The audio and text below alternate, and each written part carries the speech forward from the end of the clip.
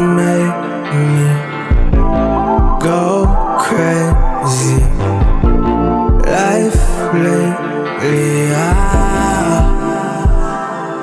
but no, can't fake, no. Gotta mold this clay, let go. Can't fake, no. Gotta mold this clay, let go. Wiggle, what I saw. What you see? I saw win, not a draw. That's the lead with the family up to. On this episode of Molding the Clay podcast, we're discussing becoming me again, healing, thriving, and finding your voice after a public loss. And welcome to Molding the Clay podcast. We are back again for another week. Yes, baby. We are. Yes, we are. Yes. Those last couple episodes, y'all, we gave y'all a nice little treat. We did. And y'all, we are actually halfway through season 2. Can Yes, you we are. believe that? I know, baby. I know. Look. Hey, we've been on the road. We've been on the road. Hopefully, we've been giving y'all some real good conversation. Yeah. And we have just even more to come. So just stay tuned for that. But today, we have another special guest for you guys. And I hope you are going to be so excited to meet her because we have a lot to talk about today. I hope y'all enjoy this conversation. Yeah, so today we want to talk about what it looks like to grow individually in a place where your past still echoes about your humiliating, exhausting, and ultimately liberating it is to go through a very public divorce, about choosing to stay soft in an industry that often demands hard edges, and about the day she felt like she lost everything but decided not to lose herself. Mm-hmm. If you're rebuilding, rediscovering, or simply trying to find peace in your becoming, this one's for you. Motors, please welcome award-winning actress, director, published author, and entrepreneur, Lacy Doll. Yeah. Welcome, Lacy. Hi, guys. I really like that introduction. I know. I do too. I like that. How you feeling? I said I'm gonna need that for my bio. Or did you get that from ChatGPT? Look, we try our best to do our research on our guests before you come here. So yeah, it takes us some time to put that together. But I was like, it's very fitting. You deserve an introduction like that. Yeah. Give me that when you done. Look, we'll send it to you. We'll send that introduction to you. My self-help book right in the back. How you feeling today? I feel excited. I'm so excited to be here. I'm obsessed with you guys. So this is Oh, we're excited to have you. Yeah. We feel honored to have you as a guest. I feel honored to be here. I literally said I wanted to do this. I was just telling them, for you guys who don't know, I saw their podcast, and I was talking to someone, and I was like, I have to be on this podcast. Like, this podcast is amazing. I want to talk with you guys. Oh, we appreciate it. You're so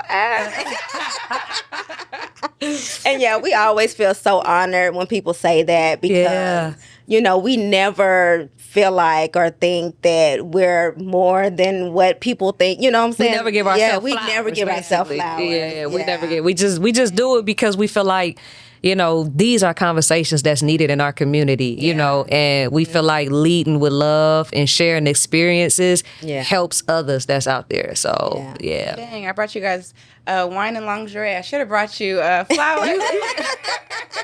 You did. You came burying gifts. You did. We appreciate it. Whenever you're coming into someone else's space, We appreciate that. Oh, look, you setting the tone. Stop. Y'all heard Lacy. She set the tone for her guests with bearing gifts. Right. Well, we're going to go ahead and get into it because we do have a lot to talk about today. And I feel like somebody is going to learn something today. They are. I really do. So let's start off by, who is Lacy Doll? Everything she said. No. Who is Lacy? I'm actually a veteran. Okay. I'm a veteran. I'm from Southern California, and I'm actually the second oldest of 26 kids. Wow. Yeah, I'm a big sister, y'all. And I think that's why God didn't make me a mother. Because you're a mother to them siblings. Look. Wow, baby, I thought you had a lot. I thought I had a lot. How many do you have? I'm the baby of 8. Oh, no. But it's the nieces and nephews that's up there. Yeah. Like I'm an auntie of 26. Crazy works. Yeah. I don't have, all my siblings are still so young, or not all of them, a good amount, but we are so over it that the older kids, only one of my siblings has kids. Only one. The rest of us are like, God, you got this. Let somebody else do it. Who am I? I am a writer. I'm a writer. Dope writer. I love to write. That's just my thing. I used to use writing as escapism when I was a kid, and like storytelling. So even before I can like conjugate, I would just create stories to like escape, like hard childhoods, things you want to ignore. And so now in my adult life, I love it. I'm a writer. You're a dope writer too. We see some of your, we see some of your films. You very dope. I was like, you got some books today, but I was like, I don't want to do it.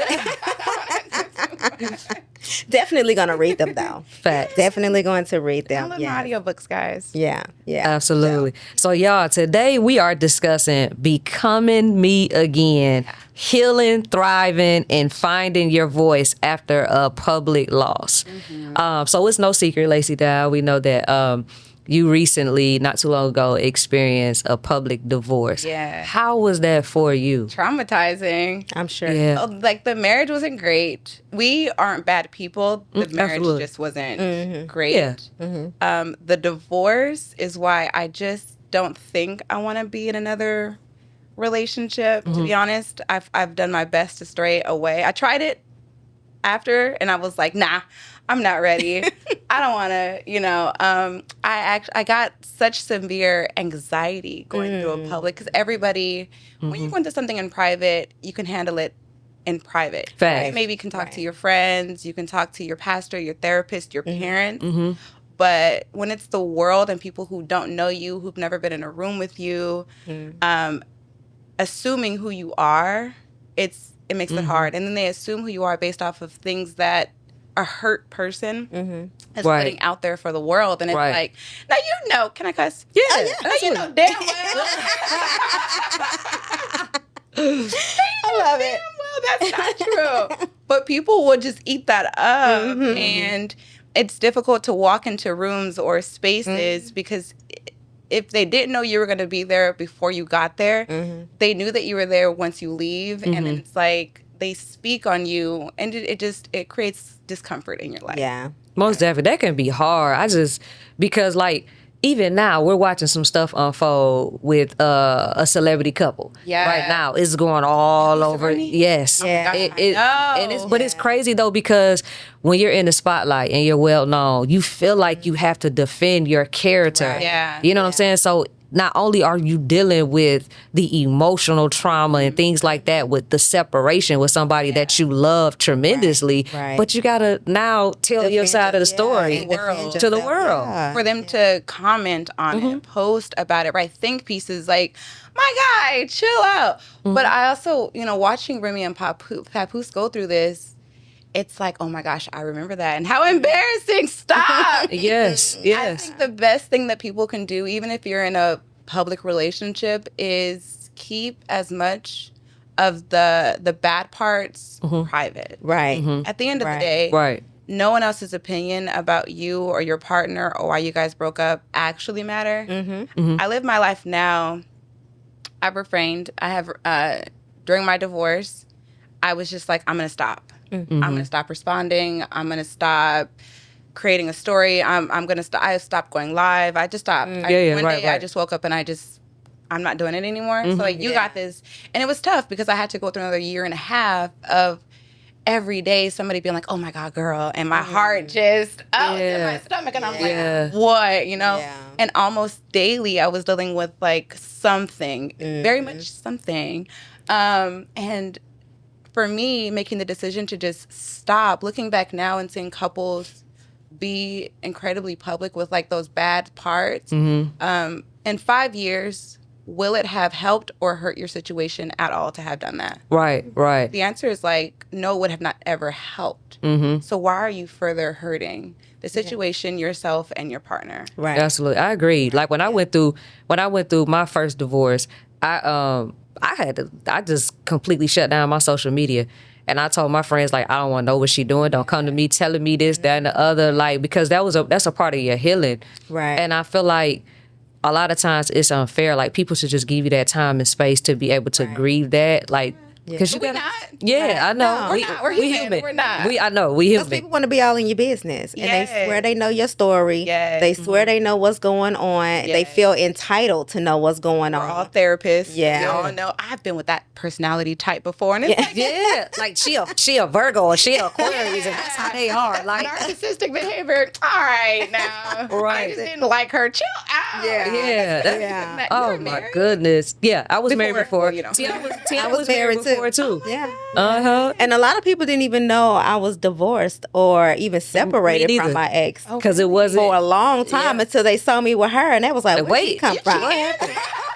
same thing. When we dropped I think we put our first picture out probably like almost a year after we was dating, and everybody was like, "Hold on, wait a minute, what I missed?" But the people, but the people who knew who mattered, you know what I mean, they wasn't surprised. So that's all that matters. But I feel like it's hard to have to defend yourself or defend your character. You know what I mean? Because I'm not the type of person like if.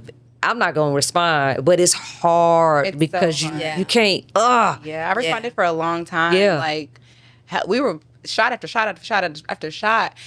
You just get tired. I don't have a terrible relationship with my ex-wife now. Privately, we have forgiven each other for things. Right. That's great. Yeah. We have decided to not make that like our, Yeah. whatever. But we were shot after shot after shot. And for me, being like, I think that I can take more shots than she can. And I did take more shots than she did. So fast forward, this year, us speaking, not through our lawyers and email, but in person finally, for her to be like, I do appreciate that you didn't. And it was like, thank you. Yeah. Because the world was just thinking like every time you post something crazy, my views would shoot up crazy because people would think I'm going to just rebuttal because I did for so long. Yeah. Right. But it's like, just move on, move forward, be happy, do whatever that looks like for you. Right. Yeah. Y'all are married a second time. I don't know. I think I was one and done. No, I said I was. How long did you guys wait before you guys got started redating? Baby, we seriously dating. I think me and Tiana, we dated for, I think I proposed 5 or 6 years into the, But how long after your divorce were you like, okay, probably like a year, Yeah. a little over a year. No, it was not. The It was plot. a couple of months. Oh. But it was the No, funny for thing. me it was longer for me, I think, because I wouldn't do anything with Tiana until like I but I was I'm saying strict. as far as us when we first started talking after our divorces and we separated, we both separated from our exes at the same time and didn't even know. Didn't know. Wow. That's God. Yeah. Aligning you Yeah, guys. we did not even we didn't know. But we moved kind of fast a little bit when we She started U-hauled talking. me. However, She U-hauled me. But here's the thing. Yes or no, when you were getting a divorce, did you want to be divorced or did you just want to be rid of that person? The person or the divorce? I didn't want neither. And then when you were getting your divorce, did you actually really want like a divorce? yeah. I think that there's two types of divorcees. There are people who want to be married. They want the commitment. They want the partnership. Oh, yeah. They want that. So then for that person to find somebody else who wants it again after, they're willing to, work for it because ultimately that's what I want. And then there are the people who are just like, I don't want nothing. And then that's me. I'm going to be like 80 with like a farm. I think that's gonna change because I think when I met my wife, she was like, I she didn't told want her to be, that I did not want to get she didn't want to be married. But then I think when you meet the right person and you have that, because I knew instantly, like I knew for a fact that she was the one. And she said the same thing about me. Like when I met her, I knew she had all the qualities that I wanted in a wife. Yeah. You know what I mean? Here, but it was scary for me because I was with my ex for 10 years. Oh. So, and we went through the motions for like a whole year before we even decided to separate, you know, but the feelings were gone, the emotions were gone. So when we separated, it was just kind of like, thank God, finally, you know, but it's not like, I'm a relationship type of person anyway. I like to be in relationships, you know, I wanted to be in another healthy relationship. I knew one day I would probably want to get married again. But at that time, I was just in my head like, no, I don't think I want to do it again. Yeah, like did you not want to do it again, or you just didn't want to be disappointed again? I think that's what it was. I didn't want to be disappointed. That's where I'm at. I'm in the phase of like, it may happen, who knows? But for right now, I can't take any more disappointment. Yeah. So I'm going to just chill on that and focus on me. Yeah. Yeah. And that's cool because I'm thriving. And that's all that's all that matters. I did rush into another relationship. We weren't even crazy work. This is crazy work. We got separated in September. We were still trying to figure it out until January. That's when I found out my ex had already had another person on the side. And then by February, we had sent each other like our last, like, all right, we're just gonna let this go. 2 weeks later, I meet this girl, and I'm like, let's just be together. And it was super U-Haul. Like, we hung out one time, hung out every day after that. I rented out my apartment, moved into hers, like, and then 2 weeks. 2 weeks. Yeah. 2 weeks, because I like relationships, and I would have never gotten divorced. I wasn't prepared to not be married. Like, my head hadn't wrapped around not being somebody. How long were y'all together? That girl or my ex-wife? Your ex-wife. 4 years. Okay. 4 years. Yeah. So it's like, for me, but I've always been something, like always been in a relationship. So I wasn't prepared to like be out here in the world by myself. I'm just a baby. 2 weeks. And then 2 months into that, I was like talking to one of my friends, and I was like, you know what? I think I did this too soon. But my ex was like harassing me, harassing her, blowing up her business. So I felt like an obligation to like make it work. And we proceeded for like the next 10 months. And then one day I was just like, I got to be honest. I can't do this. Yeah. I'm so sorry. Well, at least you were honest. Yeah. Before it got too far. Yeah. You know what I mean? Yeah. Definitely before it got too far. Yeah. That part. Well, no, it happens.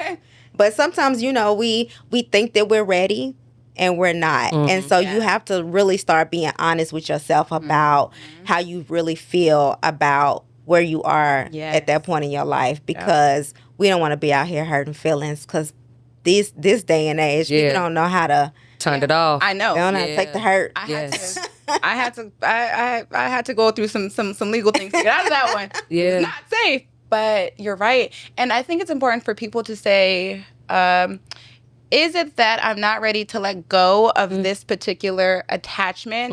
And because I'm not ready to let go of this attachment, will I attach myself to whatever is available, whatever makes me feel good? I wanted to be chosen because I wasn't chosen by my wife. So when I found somebody, we were still separated. We didn't get divorced until like, so I wanted to be chosen by my spouse. Throughout my marriage, I was never chosen. I was never prioritized. So when I met somebody that was like, oh my gosh, I want to prioritize you, I want to love you, I was like, oh my God, yeah. Do that.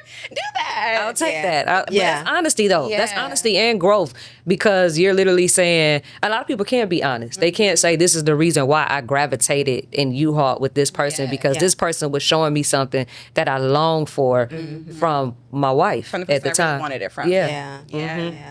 So how does it feel to walk into familiar places and no longer be recognized as us? Oh my gosh. I'm a hermit these days. And that's so the crazy thing is no one's really asked me that. At first it was really hard because my ex-wife, she threw herself at other people.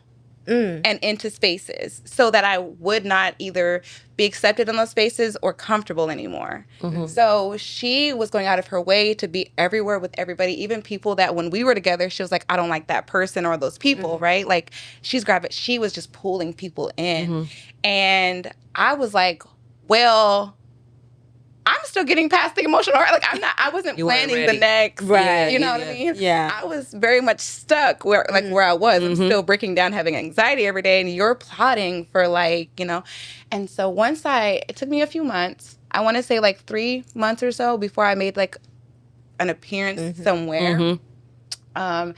And I tried to go somewhere where I just knew I was going to be comfortable around a group of people who, whatever. Right. And I was great. And I was like, okay, I could do this. I can come back outside, baby. I got this. And I started going back outside, and every single time, 100% of the time, people were either like, coming up to me, hugging me, like, oh my God, Lacie, it's okay.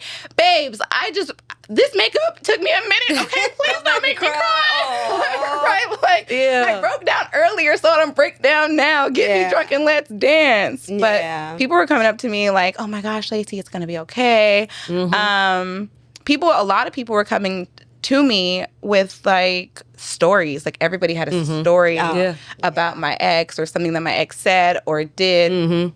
Or some people just didn't know how, like, you could see it in their faces, like they didn't know how or like what to say. And it started to make me uncomfortable. And I was calling my friends or calling my family about it, talking to my therapist. And I just made the decision to take myself out of spaces. So rarely now will anybody accidentally like bump into me, because now I just, you got it, you can have it, take it. Right. Like, I would rather be centered in my bubble, in my cocoon of love, than outside trying to receive it from people who don't really love me anyway. Gotcha. Yeah. So now I avoid those spaces and places, that energy. I do. Yeah. How long has it been? We got separated in 2022 and then divorced officially 1 year later in 2023. Okay. So since then, I'm I'm in full hermit mode. Yeah. Because that's what I was going to ask. Like, how did you protect your peace from the people that just swear they knew your story? Like, oh my gosh. Like, how did you protect your peace from that? I just cut it off. I think in order to grow, your focus has to be within. And when I got separated, I immediately went to therapy. Like a month later, that's awesome. I was in therapy, and maybe a month into therapy, I had a psychiatrist. Baby, I needed some help because I just didn't. But that's honest. That's the truth. That's real. I loved my wife, and it's so crazy because people are like, "Girl, how?" And I'm like, "Cause you wasn't at home with us. You know what I mean? Like you weren't laying beside this person. You weren't making the life plans. You weren't having the conversations. You weren't there when we decided to walk down the aisle or the reasons why." We let people into the good parts until we started letting people into the bad parts. And so when you do that, people start to assume that now everything is bad. But the reality of it is, like, when you're young and you're going through something for the first time, it is almost dramatized in your mind and in your representation of it. Like, I hate her, Mom. And you don't even know. And your mom's like 60. Like, girl, I'm about to hang up with you because this is so... Are you going to come over for dinner, or what you going to do? Because your mom's been there, done that. And they know. Yeah, you're going to get past it. You're just like, no, this is the worst thing. And then you tell other people, and they're like, we told you, you know?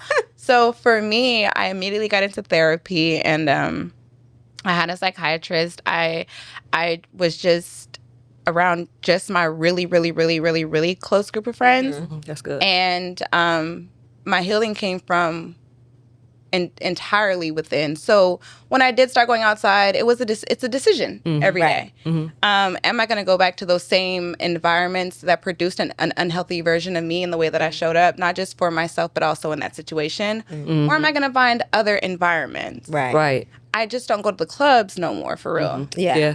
Once a quarter, I need to shake some ass. I like that. Once a quarter. 4 times a year, I will go to the club. That's good for me. Once a quarter is good for me, too. To shake some ass. But for the most part, it's finding other spaces that promote health for you and where you're trying to go. Right. And not trying to figure out now where I can fit in where I used to go. Yeah. If that makes sense. That's true. Yeah. So did you ever feel ashamed? Like when ashamed in those spaces, or ashamed period, when you were going through your starting over process, and what did that look for you? How did you deal with that shame? Gosh, because I know ending a marriage is not easy at all. It's not, especially when you grow up with like everybody's married. But I think I was more ashamed of how I decided towards the end to represent myself and my spouse. When I see couples, we just talked about Remy and Papoose. When I see like Remy and Papoose going on live and they're like posting and they're screenshotting text messages and like I remember that. Thinking about that now, I'm so embarrassed. I'm so embarrassed because that becomes a part of how the public perceives you for forever. Right? Yeah. Me and my spouse have been separated for so long, and she now doesn't even do a lot of interviews because it's still brought up. It's brought up in a different way because I had to heal where she has to answer. But for me, I'm like, God, I let that hurt bring me to a place that I didn't even recognize. And you can't undo it. You know, I was, oh my God, I was so embarrassed. Like, because it's like, you post the craziest. You look like Kanye West online. Like Kanye. You do. Yeah. You go on little Kanye rants. Yeah. And then tomorrow you're fine. But tomorrow you got to go outside because you got to host this event. And now people are like, you good? It's like, oh. It's the stages. The stages and the emotions that you go through. Like, you try to control yourself, but sometimes when you feeling different emotions, you act on them. Oh, baby. Everybody human. Everybody human. It is. But now I'm just like, that's so free. And I'm naturally private. I didn't put my life out there prior to that relationship. I don't put my life out there for real post that relationship. So when I be thinking about it, like, my family will like make jokes about like how insane I was. Like, my sisters have like stuff screenshotted, and every so often they'll put stuff in the group chat. Like, remember when you said this? Like, wow. Delete this, please. I want to just erase that from like my record. Like, oh God, because people associate that with you. You look crazy. You don't. And they gonna always remember. How long did it take for it to go away though? Because I feel like sometimes the internet talk about something for, I give it about a week or two when somebody do something, and then hopefully it's gone away. It just die down. How long did it take? The good thing is we're lesbians, and there ain't that many. There ain't that many of us. So it's like the minute something new happens, everybody's focused on that. Yep. That's what I said. But it hasn't. Like, I still get DMs from people being like, still sharing stuff that she's going through, stuff that she's posting. Somebody just asked me, like, literally 2 days ago, she was posting something last week, and somebody sent it to me and was like, did you and her start trying to make things work? Is this about you? This play is not about us. Not knowing, we have talked. You know what I mean? It's like, I already know about this because she called me and we talked through it. This has nothing to do with me. Now, anything that happens with her, people think it has to do with me. And I'm like, guys. Like, this was how many years ago? 2 years ago? Yes. We're coming up on 3 in a few months. But I think it's going to be that way until you finally decide to just move on to somebody else. And they start seeing you with somebody else. But until then, you guys are always going to be associated with each other no matter what. It can be long gone, years later. And we have work together. So people like, the work is still out there.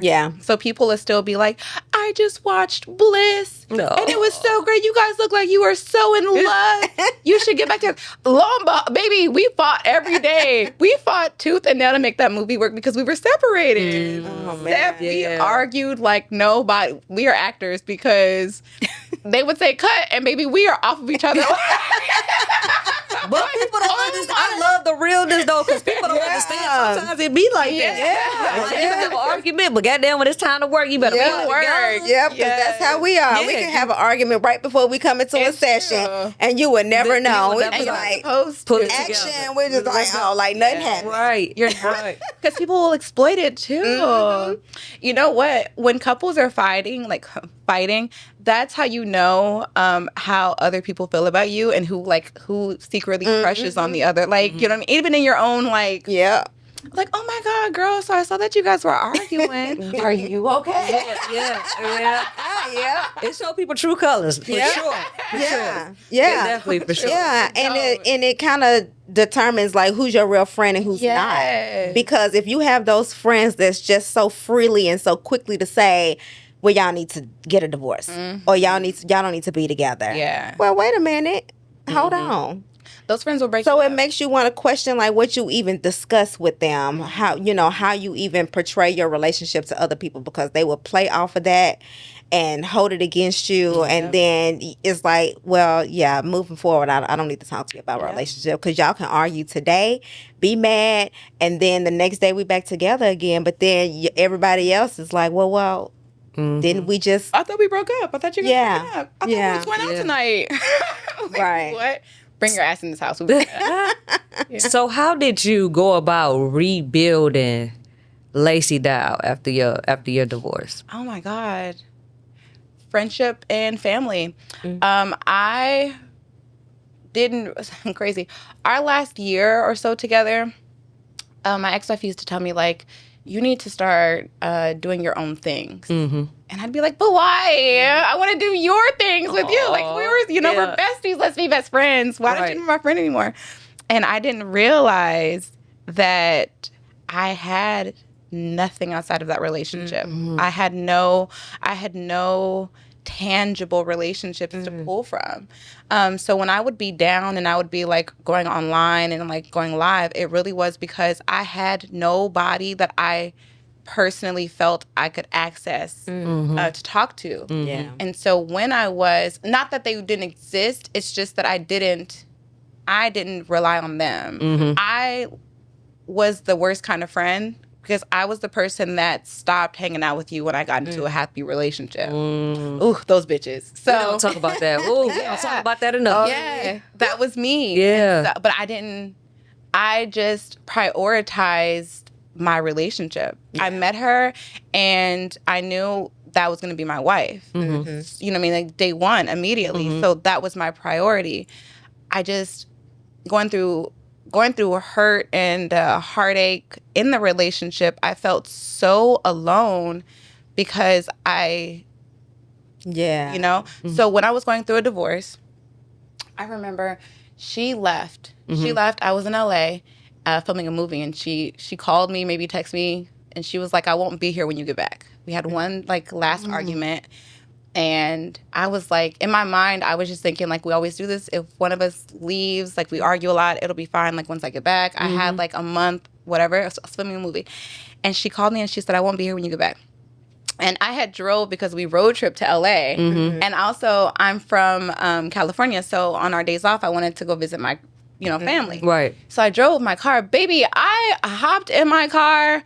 I drove to Georgia. I got here in maybe a day and a half. Like when I tell you, that is a 3-day drive. I got here in a day and a half. I was not stopping. I was coming home to my wife because what do you mean it won't be here? And so when I got home, she had already like moved her things out, and she had a feeling that I was gonna come home because I was always like, I'm saving this. Like, I'm doing whatever I have to save it. She knew that. Right. So she kept calling, like, are you going to come here? Are you coming here? She called my sister in LA, and she's like, is she driving here? Just tell me. Somebody tell me. And I had turned my location off on my phone, so she didn't know. If you're going to be at home, we're going to talk about this. Anyways, I get home, and she's, like, moving, like the last of her things out. Ugh. And the option I had was, like, plead for this, try to have a conversation, or just to let it go. Yeah. But I had pleaded so many times before. Like, I was always the person being like, no, we have to make this work. So I let it go. And I was at home, and I was just sitting there with just my 2 cats looking at me. And I was like, man, I have, like, who do I have? Who's going to pick me up? Because I'm about to be on the floor. And I remember I called some of my friends. They came over. And those same friends never really left my side. So and I had 3 weeks to move into a new place. Like, I didn't know what I was going to do. All of our money was tied together. She wasn't talking to me. I was just like, what is happening? But I had decided, like, that's what I was going to do. I let my friends support me in a way that I had never let them support me before. Yeah. And they poured all of the love into me that I didn't even realize I needed friends to pour into me because I was stuck on romantic love. And then from there, my friends were just like, what we got to do? What we doing? What do you want to start? Because we're not videographers, but we'll film something for you. And right. Do you need money? What do you need? And so because I had just such good, and my friends aren't like, they're not like influencers. They're not, they're regular people with regular jobs. Right. And I think that's a part of also what made me not be as close to them because our lives were totally different. Yes. My friends really were just like, write down what it is that you want to do and we will figure out how to help you. And they did not, they called me every day like, what you doing? You laying down? Get the fuck up. Okay. Like, that's amazing. That's amazing that you had those friends during that time. Because we talk about that a lot. Like our close friends, they're not nowhere near content world or anything like that. Just regular, you know what I mean? Every day.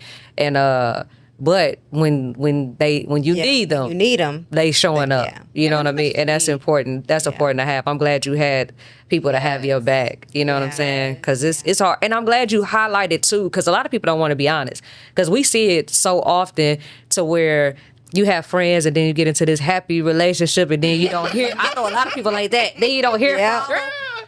That's It is. But for them to still show up for you, that's amazing. You kind of didn't talk to them when you got in your relationship, but for them to still show up for you when you need them. Those are the kind of friends that you need. And those are those are my friends before. I don't have family in Atlanta. I have friends, and those are my friends before I got here. Those are my friends now. They weren't at my wedding. You know what I mean? I didn't invite them. I'm sorry, but when I needed them, they were there. So now I am like 10 toes down. If I'm casually dating somebody, or even when I was in another relationship, if those friends need something, baby, I care about you, but I gotta be wherever they are, right? Because they held me down. They held me down. They built me back up. I was on the ground. I can imagine. Yeah. I was like, I would rather die than be without this woman. I can't do this. You know what I mean? Like I wasn't sleeping. I lost like 25 pounds. I wasn't eating. I was just waiting for her to call me every day. Like I wasn't sleeping. I would wake up in the middle of the night. Like, did she call me? Okay, she didn't. Why didn't she call me that? Is she out? Is she partying? She was, you know what I mean? Like, my friends would call me in the middle of the night and be like, are you awake? Take your ass to sleep. Or like, they would knock on my door 3 a.m. We know you're up. We're going to cuddle with you. And they would get in bed and That's so sweet. That is so sweet. Because that's the honest truth. Like, that's the emotions you go through. I've been there. Like, you can't sleep. You looking at your phone like, damn, did they call me? You looking out the window like, damn, they know where I'm at. Did they leave something on my car at the door? Like, where you at? Come get me. I'm waiting. You know what I'm saying? So that is definitely true. Oh, that's definitely true. So who were you before the relationship? And what parts of her did you lose along the way? Oh my gosh. You know, it's a crazy. Oh my gosh, these are such great questions. Stop. You know when you be at home and you be having like conversations with yourself in the mirror, like as if you're being interviewed and you're just like, somebody should ask me this. We try to ask the hard but easy questions, you know? That's so good. You know what? I was actually just talking to myself about this the other day. I think I'm always going to be nice. I don't understand the concept of just like letting the hurt make you hurt other people. Right. But I think I also used to be more like naive before. Okay. Definitely more like I was just so trusting of everybody because I trust myself with you. I trust you with me, but for everybody. And I don't got that no more. I don't. I'm more cautious. Oh yeah. With things, with people, places I go. I'm so much more cautious. I lead with caution where before I would just jump and just be like, hopefully there's bubbles on the bottom, you know? Now I'm like, there's rocks down there. I like that analogy. You know, I don't have that. And I miss that. I wish I could still have that. Because I think there's an enjoyment that you have in life, just like a quality that you add to your life when you really are like ignorant to the fact. But now that I know the fact all too well, I just can't be ignorant to it. I just can't turn it off. Yeah. I think I used to be more... I didn't realize always how I showed up. I would just always show up as myself. Full, big, loud, whatever. I was raised that way. Like, my parents were like, don't ever water yourself down. Don't minimize yourself. So I grew up with that mindset. Now it's like... Now I just minimize myself just a little bit because I don't want any negative. But I dealt with so much negative attention when I was going through my divorce from my ex. Like, anything I did, she was trying to like break it down. You know what I mean? Like, nobody cares about this, or nobody cares about you, or like she would DM people or email people sometimes, or podcasts I was going to do or interviews, and if I publicly said it beforehand. Oh my gosh, she'd be on it. You should interview her. You should interview me. But like, and you take those things in, or like when I got in my relationship after her, she tried to still make it about her, and it was about my need for somebody to just accept and love me. Right? How is this about you? Right. And so now, I just don't. I definitely. I pull myself back just a little bit so that I could avoid whatever drama might come, because now I anticipate some like turmoil and I don't like it. You shouldn't do that. So what advice would you give to our mothers that's listening who recently or has experienced a bad breakup or a divorce to help them navigate moving on to be their better self? First things first, don't listen to those TikTok tarot readers. They are not thinking about you. Right. They are not coming back. Let it go. They don't want it to work. If they wanted you, they'd have you. Please. Okay, so that first. Because that algorithm be on point. That algorithm be on point when you're going through something. It's true. There's nobody in the past that's still thinking about you. Stop.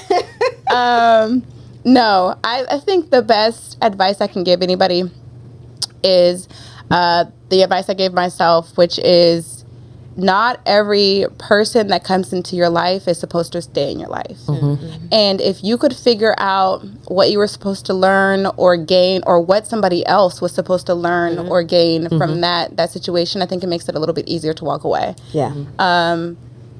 We feel like people owe us things. If we invite you into our lives, we offer you love, kindness, food, water, shelter, food. I don't know, you know what I mean? Like, we think that we deserve something back in return. I poured into you, now pour it into me. But your bucket might be huge. You may have a lot to pour from, and that person may only have a cup. Speak that, But because you're not thinking about all that they have, you're not realizing that. So we get upset if somebody can't pour the same amount into us that we pour into them. But like, don't be upset, because maybe the gain in that situation is not supposed to be yours in that situation. And that is okay. It's okay to walk away from a situation. Everything doesn't have to be a problem. Every ex doesn't have to be an enemy. They don't need to be your best friend, baby. Y'all are not best friends. I feel attacked. Your ex is not your best friend. I'm here to let you know. But you don't have to be their enemy. Absolutely. I don't hate my ex-wife. I never hated her, not for one day. And I went through a lot. And one of the things that I've always said, and I said it to her, is I thank you for being the person who was strong enough to leave the relationship, because it was not working. We were staying through a bad relationship because of good days. And you don't want to do that. So if a person does leave you, just let them go. And I know it hurts and I know it sucks, but mainly, and if you think about it, it doesn't hurt as bad as your ego hurts, because they left you, and none of us want to be left.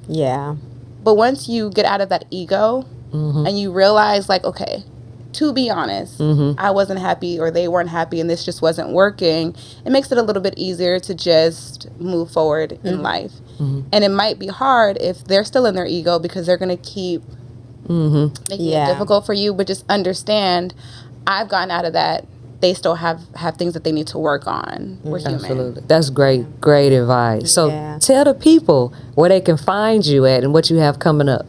Oh my gosh, you guys can find me, well, if you like on social media. Social media, yes. Look, I gotta be specific. Social media, yeah. You guys, I mainly use Instagram now, so you can find me on Instagram at itsme_Lacy. If you go other places, you'll see me, but I don't really post everywhere as much as I do Instagram.